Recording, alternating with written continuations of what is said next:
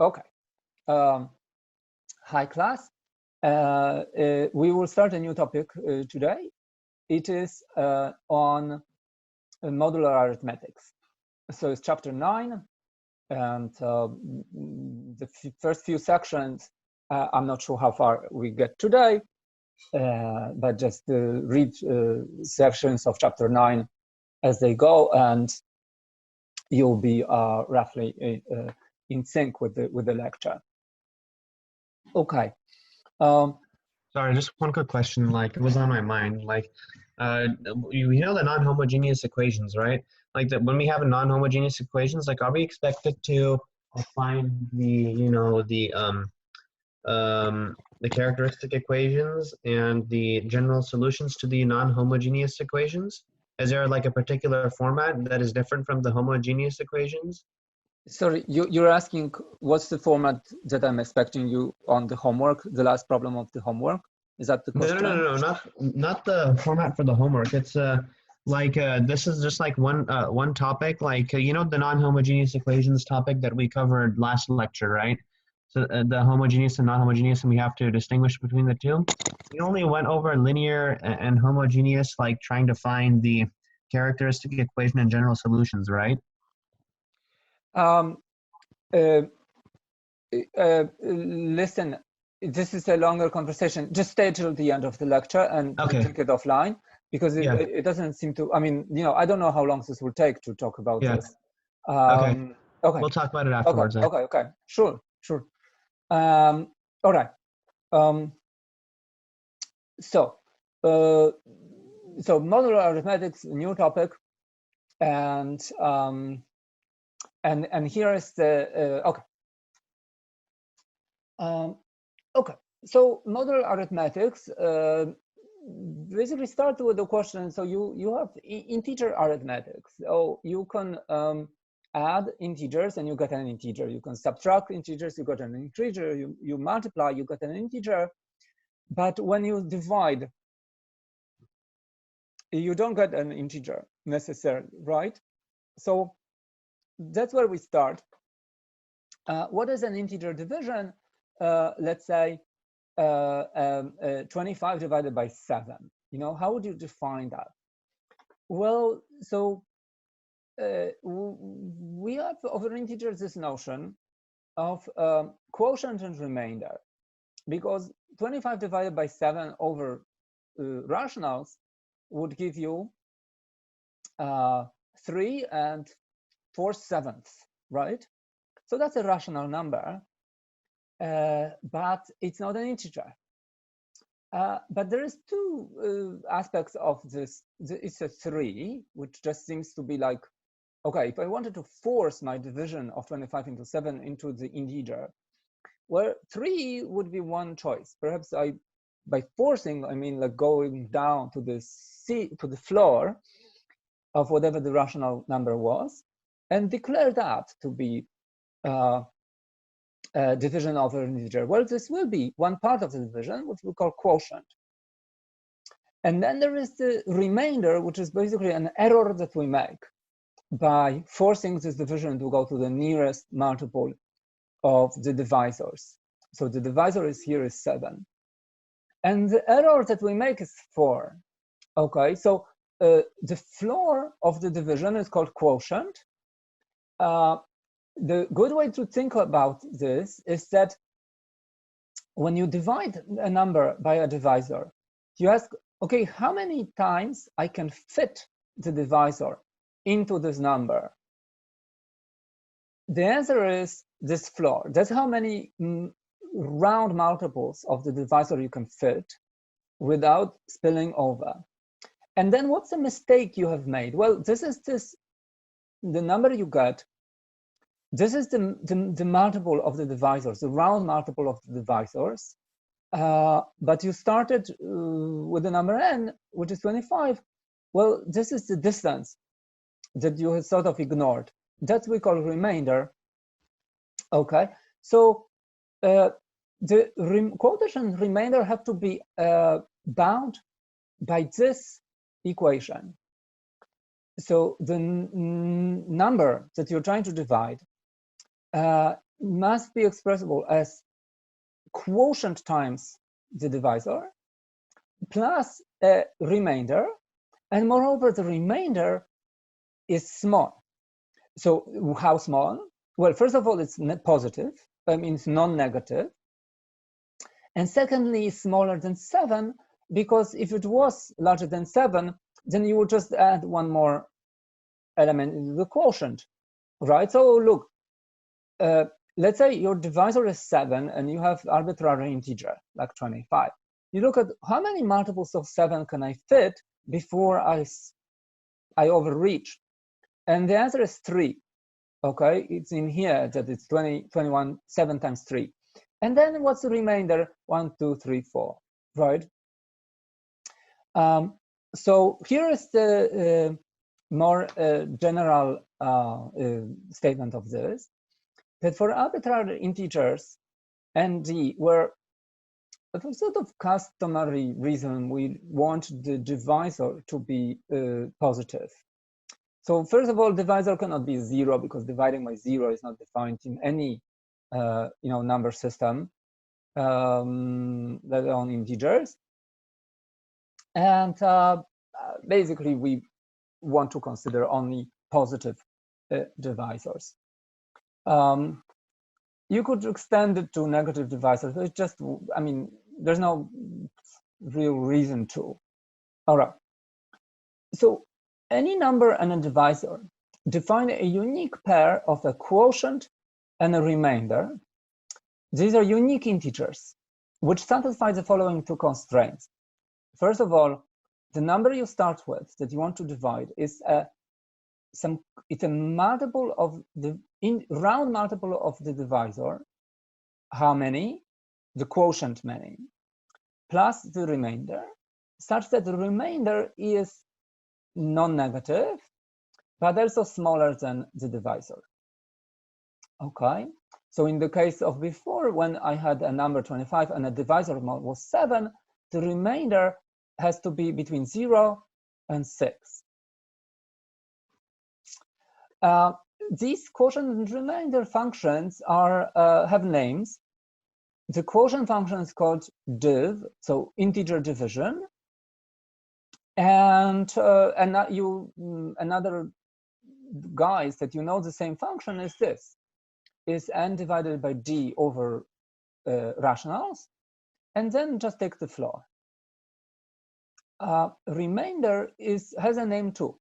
It's called n modulo d, and it can be computed once you compute the quotient. It is, according to this expression, once you get the quotient, you can put this on the side, and you compute r as n minus dq, which is here. So clearly this uniquely defines them, right? Because this is a unique function and this is a unique function. So these are functions, both of these. And it defines them well, right? Because it's, well, you can check that r computed in this way is going to satisfy this bound.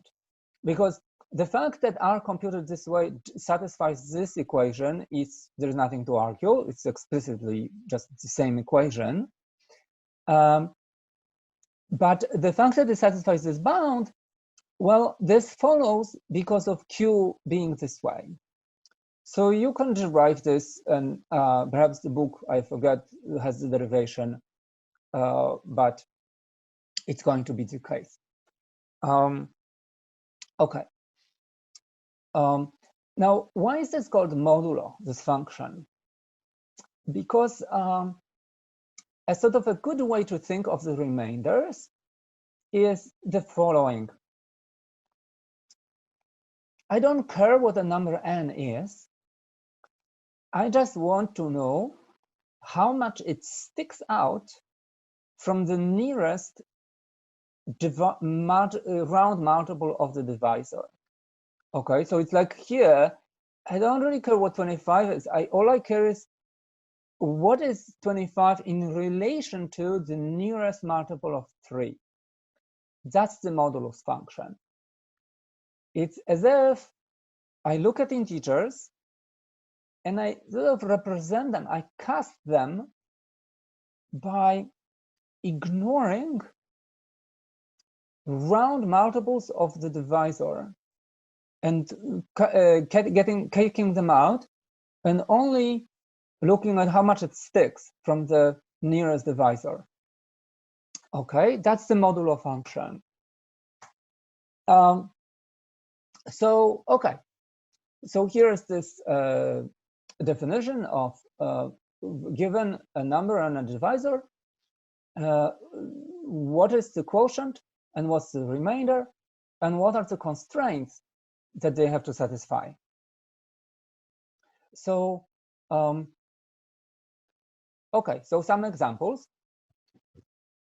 Let's say you're dividing 25 by a divisor 7. Well, that's actually a round. 21 is a round multiple of 7.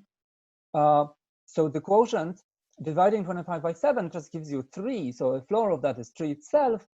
And there is no remainder because n, 21, is simply equal to 3 sevens, right? There is r could be a 0. But if I increase the number, right, if I divide 22 by 7 and take a floor, I still get the 3, but now something sticks out, and it's a 1, right? Because 22 is distance 1 from the nearest multiple of 7, where the nearest is always defined going down. Okay. So in this case, 22 is 1 plus 3 times 7.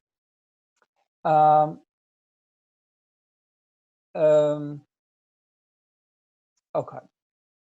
So now you can increase these numbers, and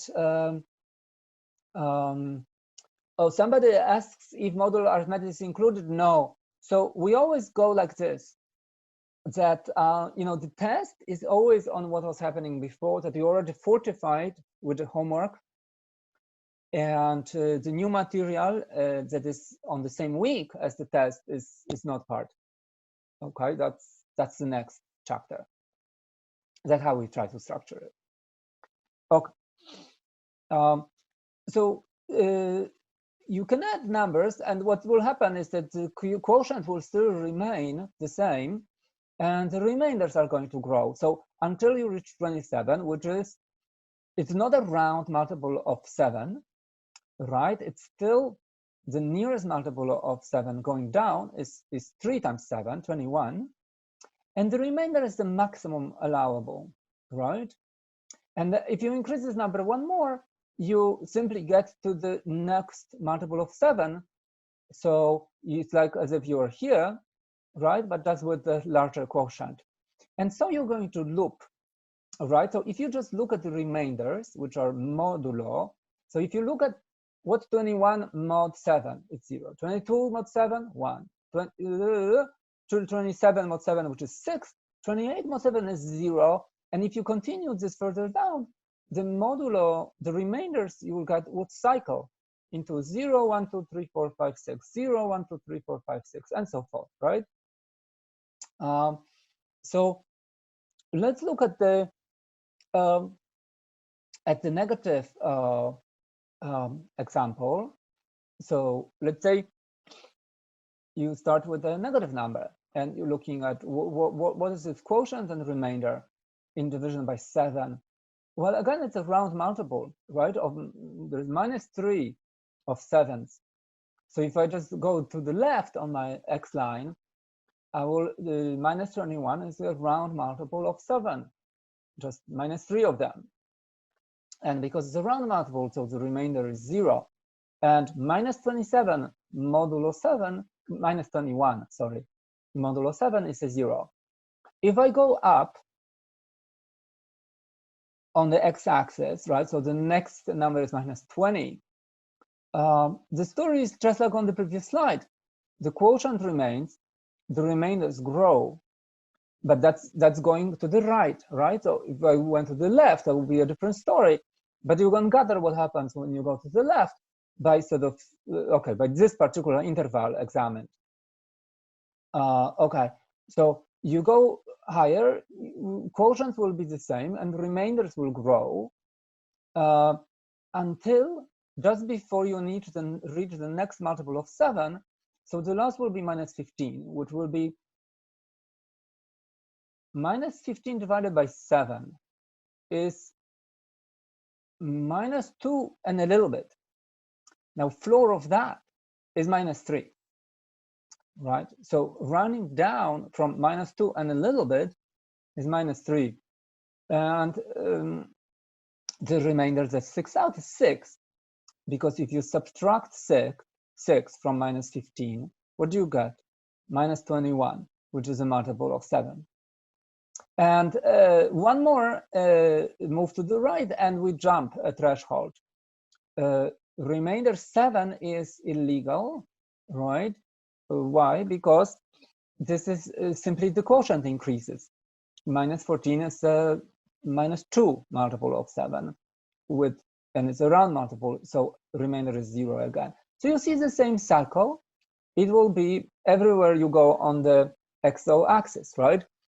Anywhere you are, if you just look at what's a modulo, these numbers, what are these integers, modulo 7, you will just see 0, 1, 2, 3, 4, 5, 5, 6, 0, 1, 2, 3, 4, 5, 6, everywhere. And on the negative, it's the same. It's the same cycle. Yes, and somebody asked, is the remainder positive? Yes, because we always look at the distance from the nearest multiple, but the nearest always going down. So you can code this. So one way to find it using just integer arithmetic, so no division, is if you have a number that is positive, give yourself a 0 quotient and check if that 0 quotient already explains the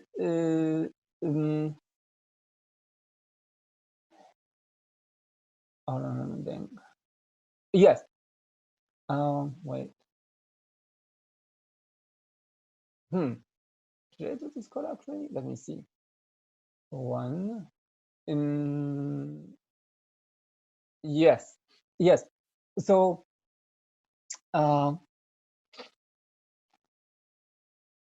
yes, if the quotient you have is you multiply the divisor by this quotient, and the remainder that you would get is too big. In other words, you can fit at least one more q, one more d inside here, because if you move d to this side, this would mean that q increased, and you'd still have a positive number, right? So you can go further and increment your quotient. And you loop like this until you have gone sufficiently much. In other words, this, and then you declare the remainder to be this value. And that's the quotient and remainder. And now you can check. So the fact that remainder satisfies this equation is immediate, right? Because it's like this. Remainder is computed in this way. The question is, why is the remainder in the right range when you do this loop? So, well, remainder is this, and you stop the loop when this condition is violated. So this means that the remainder that you output must have been less or equal to d minus 1. Well, so this part of the constraint just follows from how you exited this loop. This condition must have been false for you to exit, and this bound follows from that. Now, where does this bound come from? Well, if you exited, what was the condition before? Q was 1 smaller, and this condition worked. So for Q1 smaller, this condition was satisfied. That's going to give you this equation. So let me try to show this on a piece of paper. Okay, this. Okay, so I will copy.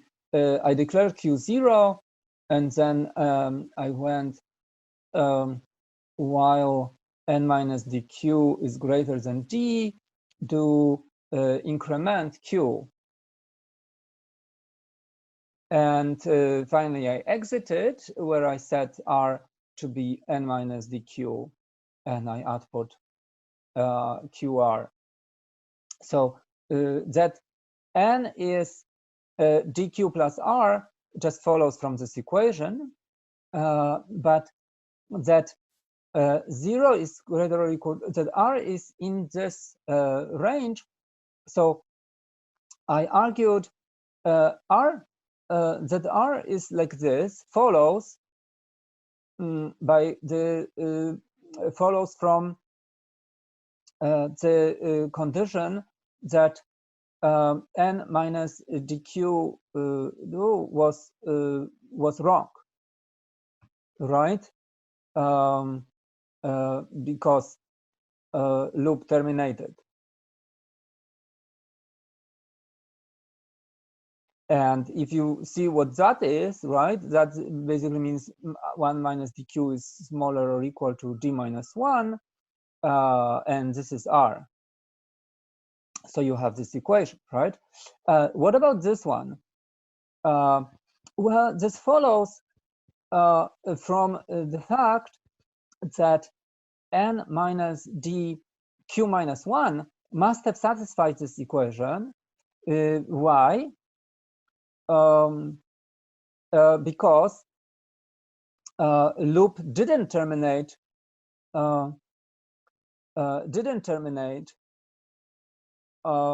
sorry to interrupt, Professor. yes. Students tell that it's very blurry. They can't see, I guess. Okay, so one more attempt to focus. Okay, did it focus better? Yes, much better now. Okay, Thanks. sorry. Yes, thanks. Okay. I wish I could see this thing myself. Oh. Okay. Yeah, that's the thing. I don't know how to make this larger. Oh, wait. I have to do this, right? Okay. So when I was just before I did this, could you see the full page or not? Not entirely. Oh, okay. All right. I see. Okay, I understand what's your interface. All right. So because loop didn't terminate when q was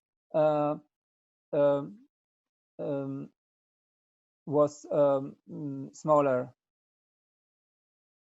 by 1, right? So q just gets incremented, and this loop still let this guy increment before it terminated, right?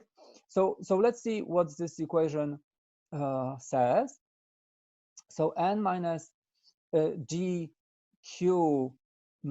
plus d was greater than d, right? Because minus d times q minus d times minus 1 is plus d.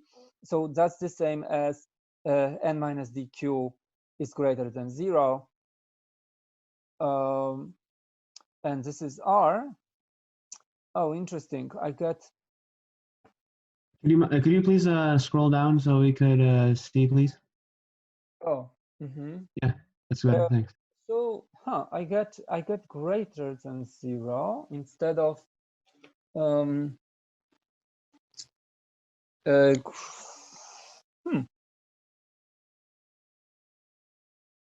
why don't I ever get r equals 0? Was this my code? Okay. because I guess actually this is not a correct code. So I want to get this, and I need to have this here. And I think that in order to get that, I would need to have this in the code. And let's just represent this differently as simply smaller than d for mental clarity. So this would be, the condition would be like that. And the negation of this means that it is smaller than d, which is what I wanted. Okay, so this bound is now correct, and this bound is now correct. Okay, so all right, it's a fixed code now. Okay, so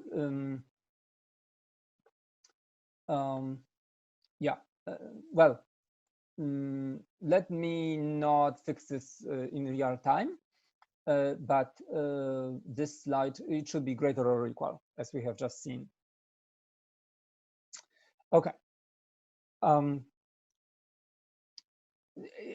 Yeah, so this is how you intuitively you compute this. You can also compute it using, a faster way. Just take a divisor, divide, look at the floor, and you get the remainder straight away. Okay. You can do a similar procedure for negative numbers, right? So you start with -1, and just look at the remainder again, and look at whether it's in proper range.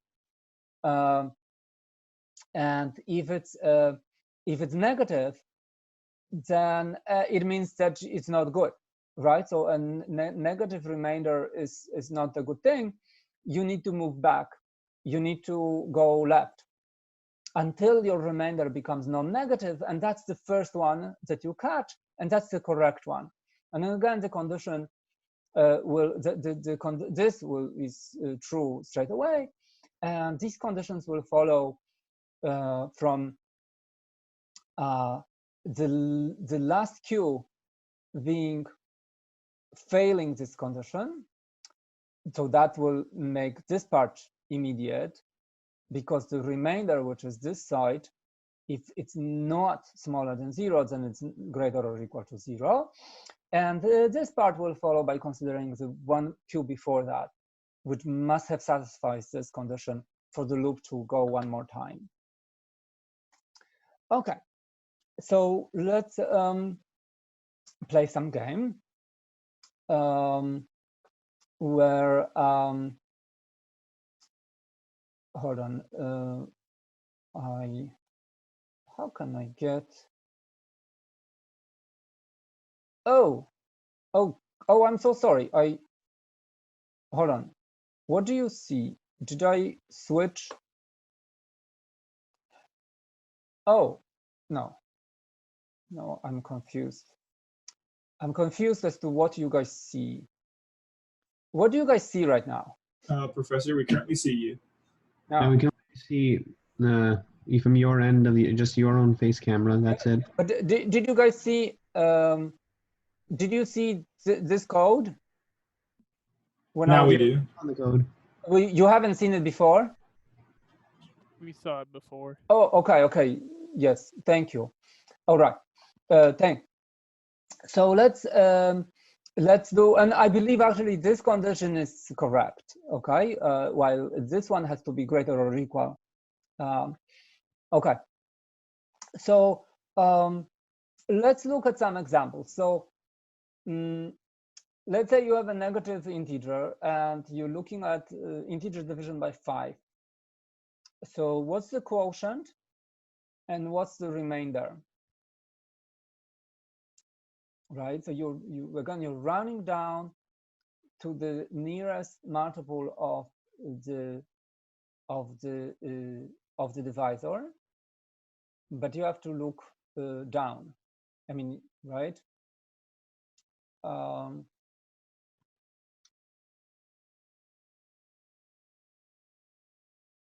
Okay, so the answer is B. Start putting yes correctly, right? So minus 52 is 5 times minus 11. That's the nearest multiple of 5. It's minus 55.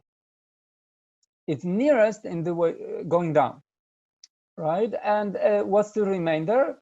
It's 3, right? Because minus 52 is 3 plus the nearest multiple of 5, which is minus 55. Okay, let's go. Okay, let's say that you have a number and you want to find what is the remainder from modular division by 10, and what is remainder from a modular division by 11. So you have to look at like how much minus 66 stick out from the nearest going down multiple of 10, and how much does it stick out from the nearest going down multiple of 11.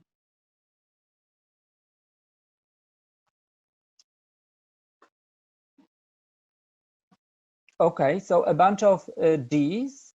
Right, so somebody says minus 50 would be closest. No, I define closest as closest going down. So it's a floor of the division. It's just hard to say every time, but it is quotient takes the nearest always going down. So other way to say it is the greatest multiple, which is at most the number n. Okay, so it's the greatest multiple which does not go higher than the number that you start with. Okay, so why is it this one, right? Because what's the greatest multiple of 10 that is no greater than minus 66, and that's minus 70. And what's the delta? It's 4, right? Minus 66 is 4 plus that greatest multiple of 10, which is not greater than n. And minus 66 is also a round multiple of 11, so therefore the remainder of that division is 0. Well, so you can look at operation modular operation as a function from integers to this possible range in which remainders live. So a remainders by division of n must be in this range, right?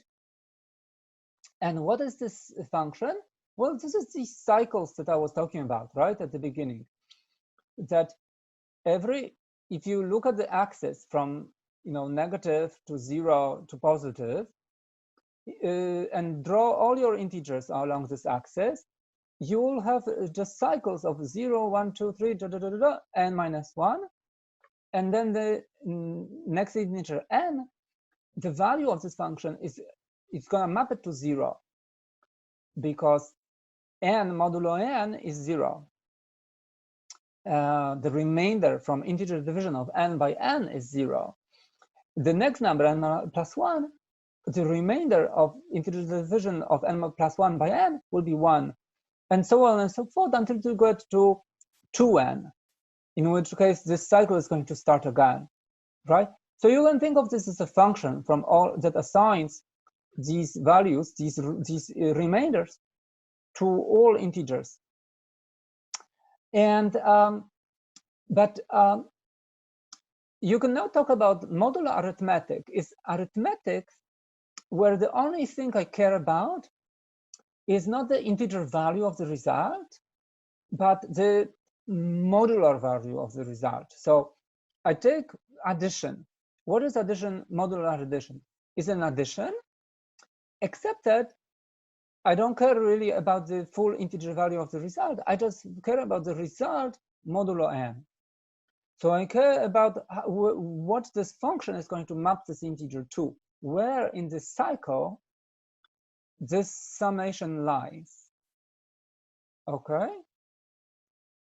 And I can do any arithmetics, right? Like take a product of xy. The modular value of this product will be, okay, whatever this integer is, and then I map it using this modular function to someplace in this range, right? So again, I'm only interested in the remainder of the result by division by n.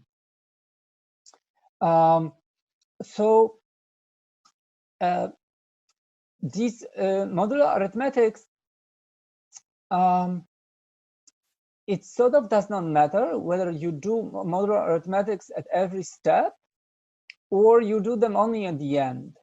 So for example, let's say that you have some big numbers and you want to add them mod 5.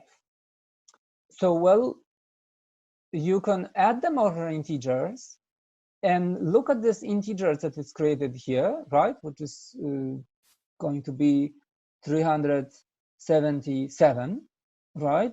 This is 377, and you look, oh, okay, what's the remainder of that by integer divided by 5? And it's going to be 2, right? Because 377 is the nearest multiple is 375, and there is 2 sticking out. So that should be 2. Alternatively, I can first reduce my inputs and just look at like what are the remainders of these inputs mod 5. So what will I have here? I'll have a 3, right? Because 158 mod 5, the nearest multiple is 155, so it's 3 more. So this is really 3. When I think of this integer as just mod 5, I'm just interested in what it is, mod 5. That's a 3. 219 mod 5 is 4, right? Because 215 is the next nearest. So this is 3, this is 4. 3 plus 4 is 7. Mod 5, 2. Equality, right? So whether I computed it this way, first take modular reduction. That's called modular reduction of an integer. Just look at what it is, what it is, modulo divisor. Which of these procedures was faster?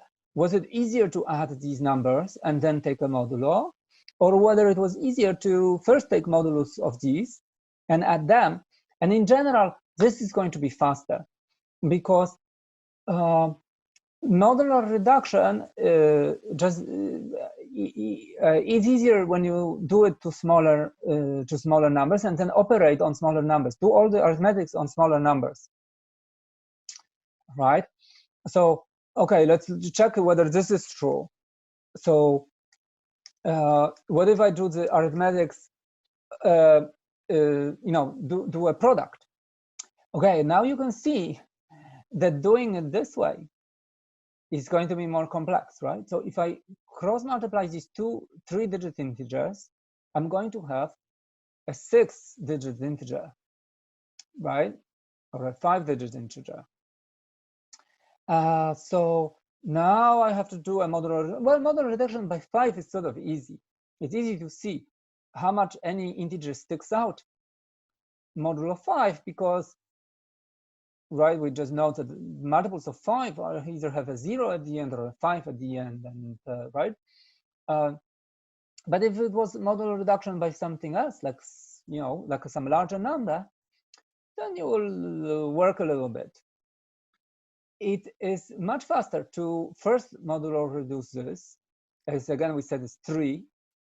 Modular reduce this, that's 4, and then perform a multiplication. Because now it's sweet. You just do it over remainders, which are small. So it's 3 times 4 is 12. Mod 5, 2. Okay. So I didn't have to do this long multiplication, and I had an answer. And you can perform the long multiplication and verify this is true, that it's still a 2. In fact, knowing what we know about the divisions by 5, all you have to do is multiply 8 by 9, which is 72. And you already know that whatever this thing is, modulo 5 is a 2, right? Because, but that's a quirk of computing mod 5, right? If you try to compute mod 3, that wouldn't be the case. You had to compute all the digits in order to compute what's the value mod 3 of an integer. All right. Okay, so here is an example. 13 to some huge power plus 56 mod 12. Now, what is this 13 to this huge power? That's 13 times 13 times 13, 122 times. And now you have a choice. You either perform all these arithmetics over integers and then do a mod 12 reduction, or, okay, this is some huge thing, it's 13 times 13 times 13, blah, blah, blah, blah, plus 56 at the end. Let's modular reduce all these ingredients. 13 mod 12 is chosen for a reason, because 13 mod 12 is just 1. So if this is 122 multiples of, 13 multiplied by itself 122 times, that's the same mod 12 as 1 multiplied by itself 122 times, right? Because this is 13 times 13 times 13 times 13. Mod 12 is the same as 1 times 1 times 1 times 1. And of course, any power of 1, no matter how big, is just a 1. So now, so you know that all this huge monstrous thing contributed mod 12. It contributed a unity. It's 1 mod 12. What about 56? Well, the nearest multiple is 48, so this is 8. 56 is 8 modulo 12, right? Because the nearest multiple is 48. So it's 1 plus 8, so it's 9. Okay, and a lot of you have given that answer as well. So let's look at some other examples, right? So let's do 34 to the 74th plus 120 mod 11, and let's do 56 times 72 plus 62 mod 7. Okay, so let me switch to camera. Okay, and is it okay? It focuses itself. Okay, I will stop sharing. Okay, now I can test. Good. So what is it? So let's do. Okay, so it's 30. Let's guess that perhaps this way is going to be faster. So because this is a bunch of modes, 74 modes. So by the general rules that A times B mod n is equal to A mod n times B mod n, and I take the whole thing and I do it mod n, right? So that also follows that A to the K mod n is the same as A mod n to the K and then mod n at the end, right? So this implies this, right? I just use this rule K times. Okay. So by that's why I can make this substitution plus 120, and let's do 120 mod 11 too. And I do the whole thing mod 11. Okay, so what are these things? So 34 mod 11 is thankfully 1, right? Because the nearest multiple of 11 is 33, and 34 is just 1 more. So this is the same as 1 to the 74th plus 120. What's the nearest multiple? Well, it's 121, but that's up. So what's the one lower? That's 110, right? So it's 10, right? Because this is 10, right? Because 120 is 10 times 11 plus 10, right? So this is the quotient, and this is the remainder. Okay, so this is 1 to 74 plus 1 mod 11. So this is the same as 1 plus 10 mod 11. So this is 11 mod 11, and that's 0. Yeah, so that turned out to be a 0.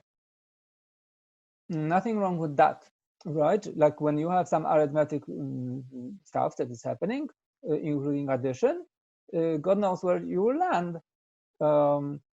There is no contradiction anywhere I see that would say, oh, this kind of complicated stuff cannot get you to 0 when you're looking at its modular value mod 11.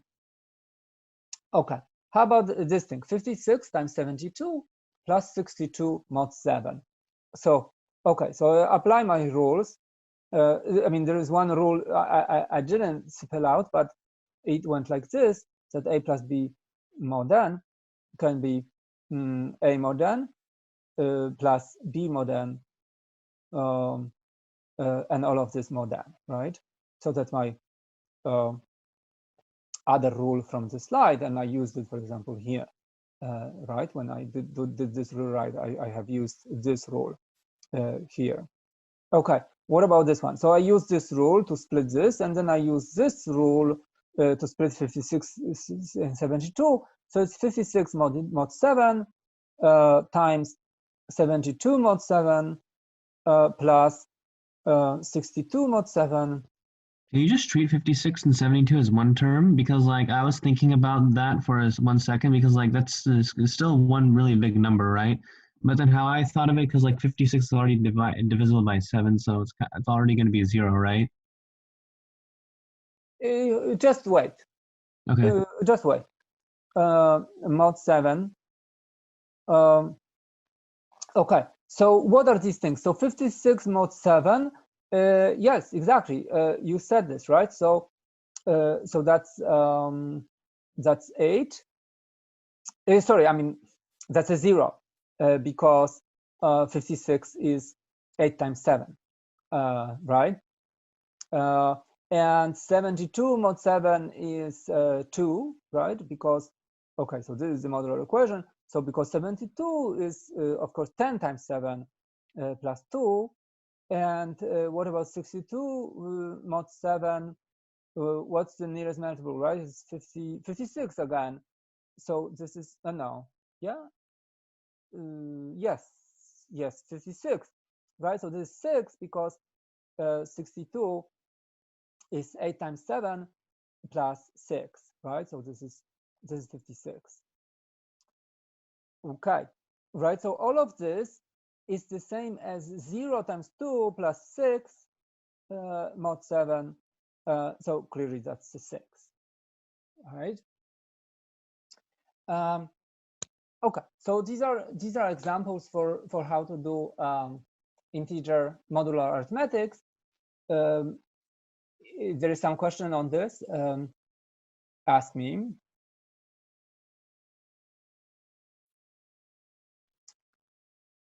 Okay.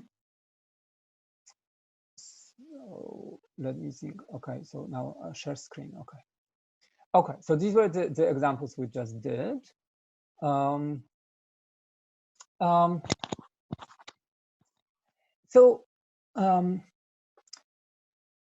In particular, any multiple of the divisor acts like a 0, right? Because if any of these things, this is the example you have seen here, 56 was really a 0 because mod 7, 56 is a 0. So you basically, you can replace 56 by a 0, and therefore you can see that this multiplication is the 0. And here in this equation, right, it's you can sort of identify that 170 is a multiple of 17. And perhaps so is 123, but you don't have to check. This is whatever multiplied by something that is 0 mod 17. So that would mean that this whole thing is a 0 mod 17, right? And this is just going to be 2, therefore. And you essentially don't have to evaluate this. The only thing is that you identify that this is a multiple of the modulus. Or likewise here, right? This whole thing is a multiple of the modulus because this this factor is a multiple of the modulus. So this is going to be 8. Okay. This modular arithmetics, okay, when we're basically thinking of, we don't care what an integer is, we only care what's this modular function, how it maps it to these remainders. So we only care about the modular value of integers. We only care about modular values of all these components, and that's how, and that suffices to compute these arithmetic expressions, right? So if we think of integers under this mapping,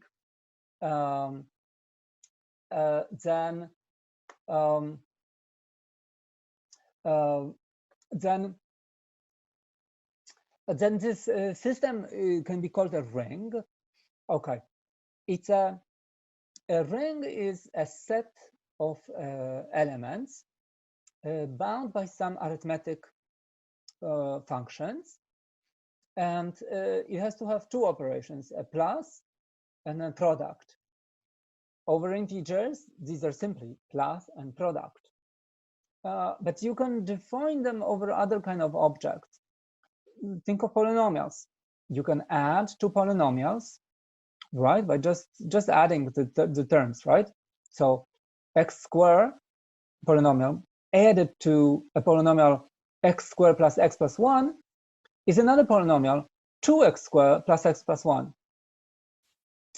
You can take a product of polynomials, just cross multiply all the terms and you have another polynomial, right? You can actually add and multiply sequences. For example, you can naturally map polynomials to sequences and sequences to polynomials. Think of any sequence as starting from index 0, and the first, call these sequence numbers A0, A1, A2, ... Let's think of finite sequence till AD. And this, you think of them as coefficients of the polynomial. A0 is the free coefficient next to the term x to the 0. A1 is next to the term x to the 1. A2 next to the term x to the 2, and so forth, right? So it's a g-degree polynomial, and the sequence specifies its coefficients. Adding polynomials would correspond to adding sequence component-wise, right? You just add all the A0 of the first sequence to A0 of the other sequence. So if your first sequence is A0 to AD, the other B0 to BD, right? What about product? Well, map them to polynomials, multiply polynomials, and now read off what this happened with sequences, and you will see this is basically called convolution. And in signal processing, this is a very natural object, right? And it comes up in other. Okay, so going back to integers, it's a system with two operations, plus and mult, and it obeys certain laws. Associative, which is that x plus that basically the associative law means that the order does not matter when you add, and neither does it matter when you multiply, right? And there is other properties. It has to have addition property. Addition operation has to have inverses. So you can see that there is inverses over integer ring. So take just all integers and forget about modular. Every integer has an inverse, meaning additive inverse. So for every integer, there exists another one such that if you add the two, you get a 0, right? And that's obvious. 5, the inverse is -5. 7, -7. -10 has inverse 10. There's always somebody else that if you add, you get a 0. That's not the same with mult. Integers by themselves don't form a ring. because there is no inverses of the multiplication doesn't have inverses. Like rationals do have inverses, right? There is also a certain special element. So 0 is an identity for addition, and 1 is an identity for multiplication, right? So, and if you now look at the ring of integer modulo any divisor, well, okay, they form a ring. Except, okay, so actually you don't have to have multiplicative inverses for this to be a ring.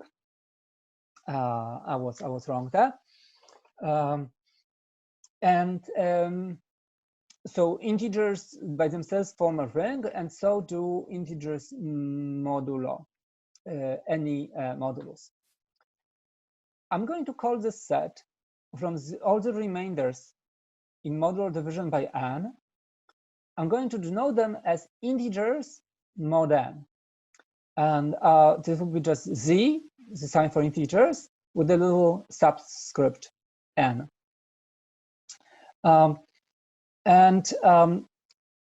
This Zn will be this set of all the remainders in integer division by n. So the range of the modulo function, modulo n, and all the two operations will be addition mod n and multiplication mod n. Let's look at these tables, okay? Like, what does addition mod n do, and what does the multiplication by n do?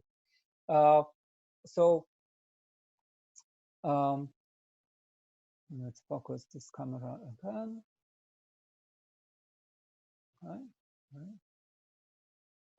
Okay, and let me stop sharing. Okay, so the ring is Zn, and let's take n is 5. Okay, so let's look at the addition table, and Z5 has 5 elements: 0, 1, 2, 3, and 4. Okay, so the table of all possible values of these operations, it's a 5 by 5 table, right?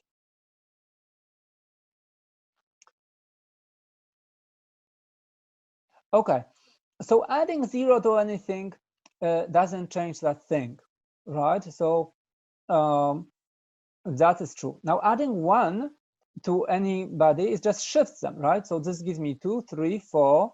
So 3, and what about 4 plus 1 mod 5? It's a 0, because it's a 5, but 5 is a 0. Okay, what if you add 2? So adding 2 to 1 is 3, adding 2 to 2 is 4, adding 2 to 3 is 5, which is a 0, adding 2 to 4 is 6, and that's a 1 modulo 5, right? So this addition here is plus mod 5. So this is all Zn arithmetics for the case of the ring Z5. Okay, let's see if this doesn't focus a little better. Okay, better. Okay, so let's add 3 to things. 3 plus 1 is 4. 3 plus 2 is 5, which is a 0. This is a 6, so 6 is 1 mod 5. 3 plus 4 is 7. 2 mod 5. And you can see what's going on, right? 4 plus 1 is 0. 4 plus 2 is 6, which is a 1. 7, which is a 2. And 8, which is a 3. And what did I get? I get a shifted sequence, right? This whole sequence just went and shifted this way, and went and shifted that way, and went and shifted that way, and then went and shifted that way, right? So adding is just a rotation in the group, right? So if you think of them as a cycle, which is the best way to think of them, I mean, it's a good way to think of them, right? adding was just cycling, right? So this is plus 2 is a cycle function like this, right? Okay, let's do, and this is plus 2, and of course for plus 3, plus 4, you just have a faster cycle, right? But it's still the same. It's the same thing, just rotated. Okay, let's look at a mold table where this is a modular mold, so it's mold mod 5. Okay, so okay, so I drew this wrong. This is a mold, and I have a table 0, 1, 2, 3, 4, 0, 1, 2, 3, 4. My possible values. Okay, and let's see how that works. So multiplying by 0, that's not super interesting because you just got a 0 everywhere. Multiplying by 1 is not very interesting either.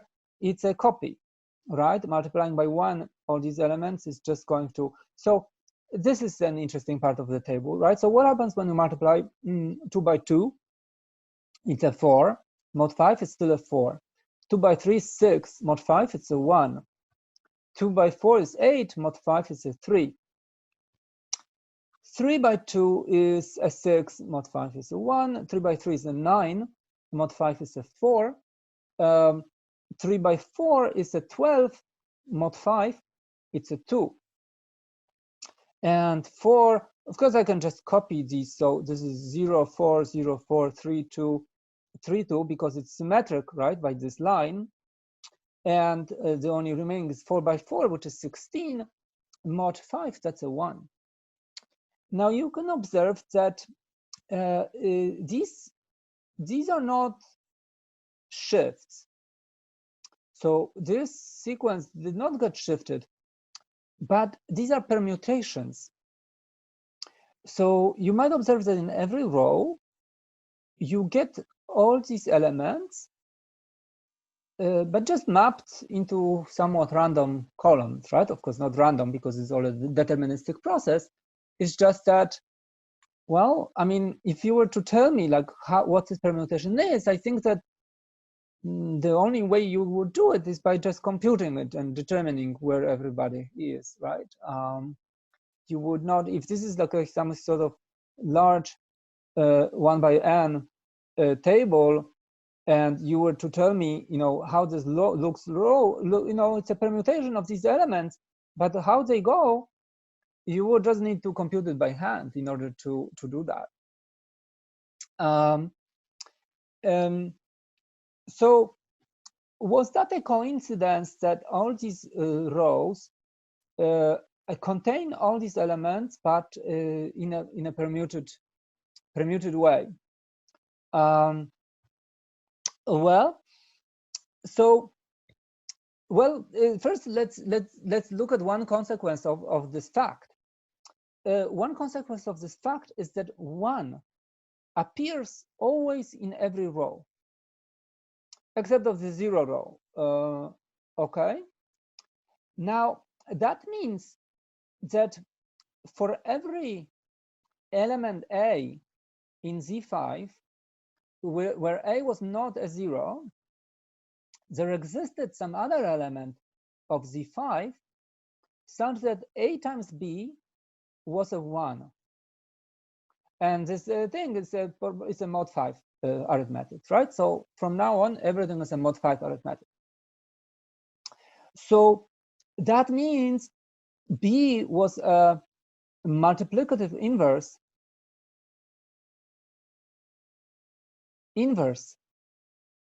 of A, because that's what it means, right? Like if you have a number, some number such that the given one, if you multiply them, you get a 1, then, well, this is like as if it's 1 over A. Yes. And suddenly, when you look at modular arithmetics, it's not only you can divide, as we argued already, right? You have, if you look at modular, you can, there is it's a well-defined notion to divide.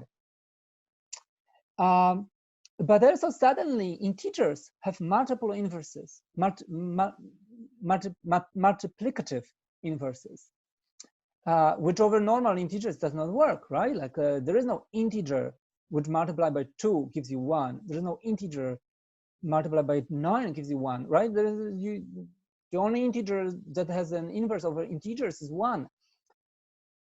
If you look at modular arithmetics mod 5, turns out everything has an inverse, multiplicative. It has an additive inverse, but that's sort of not surprising, right?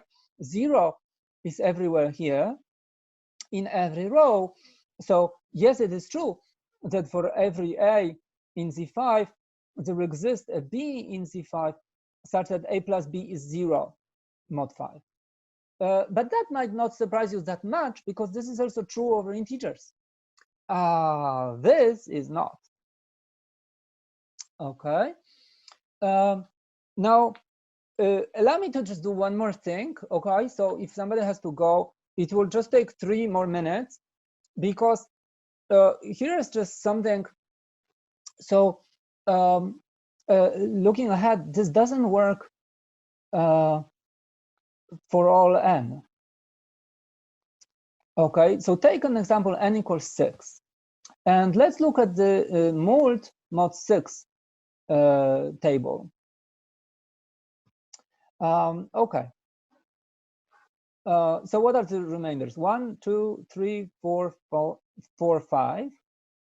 0, 1, 2, 3, 4, 5.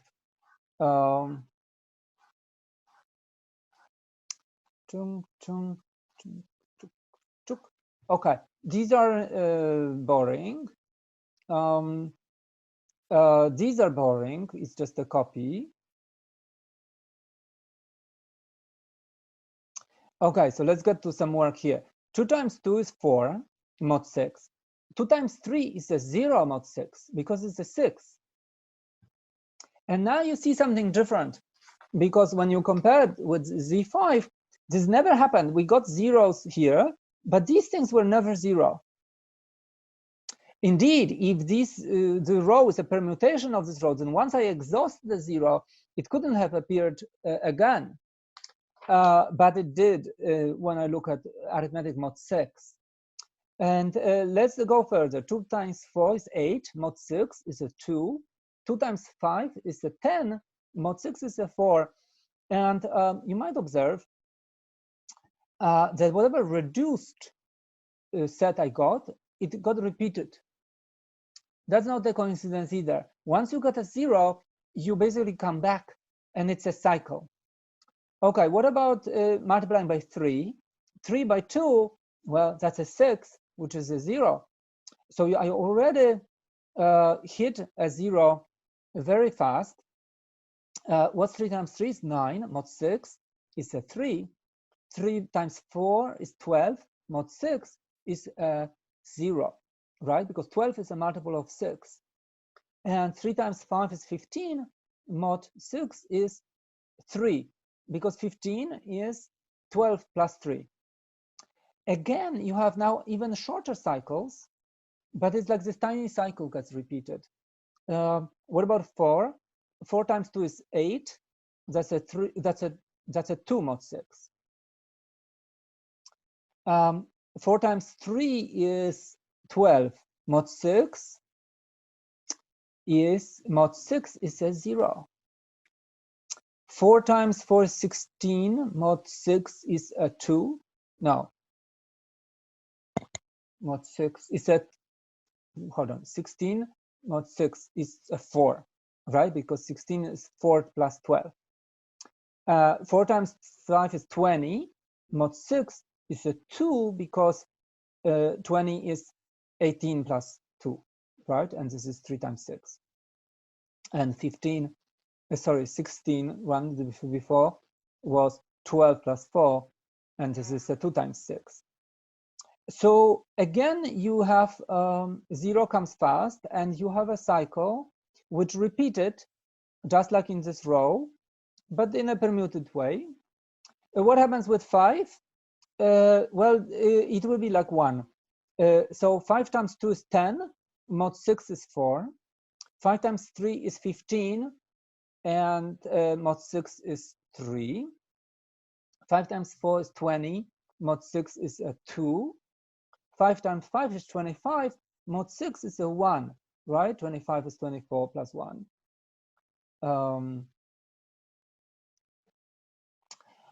So the only rows which were permutations of the whole thing were these and these. These were not.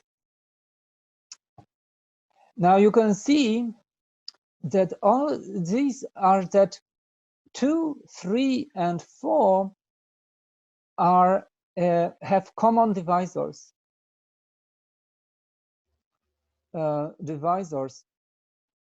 With n equals 6. And that's indeed what messed up, what created these occurrences of 0. Because if 3 has common divisors with this, and a common, and so 6 is a multiple of 3, meaning that I need a small number to multiply by 3 and I already get to 6. 2 also was a divisor of 6, and I needed just 3 to be multiple and to get into 6. Yes. So